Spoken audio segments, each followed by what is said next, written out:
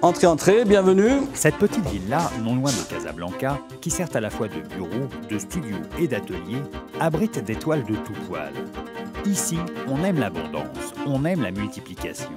Et pour Denis Morel, le maître des lieux, tout est prétexte à appliquer le concept qu'il a baptisé « bouquet de beaucoup ». Qu'est-ce que c'est le bouquet de beaucoup?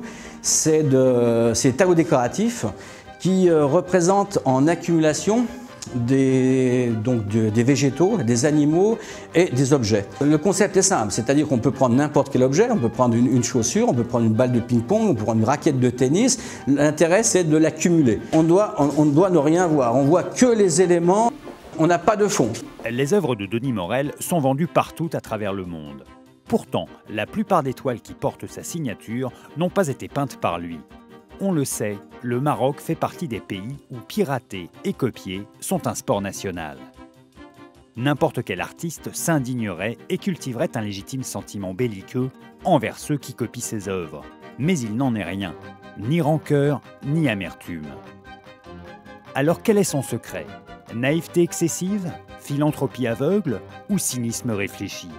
Le tableau, donc bouquet de beaucoup, lui a été conçu plutôt comme on dessine un meuble. C'est-à-dire qu'au départ, ce tableau devait être fait par quelqu'un d'autre dès le départ. Même si je donne ça à des peintres qui sont bien sûr mes salariés, je suis à la base de tout pour les rectifications, pour les retouches, pour refaire la petite touche finale.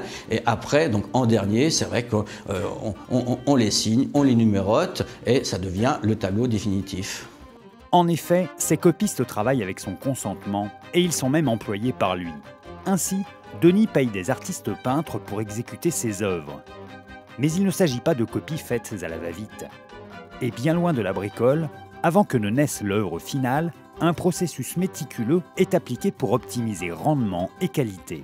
On fait le tableau ensemble sur Photoshop, ça c'est donc le travail de Rieslen. On fait un ou deux tableaux qui sont un peu nos numéros 0. Le peintre nous fait le deuxième tableau, la réplique. Et après on attaque notre série entre parenthèses. Ce que je voulais au départ, c'est que justement chacun puisse gérer une couleur à la fois. On a vu que c'était absolument impossible, donc chaque artiste s'est spécialisé. Et pour peaufiner sa démarche, Denis Morel a même pensé au côté pratique pour l'expédition et le transport de ses toiles.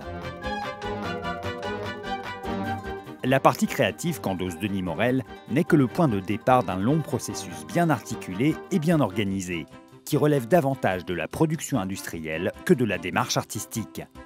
Alors, objet décoratif ou œuvre d'art? À vous de juger si bouquet de beaucoup, c'est de l'art ou du cochon.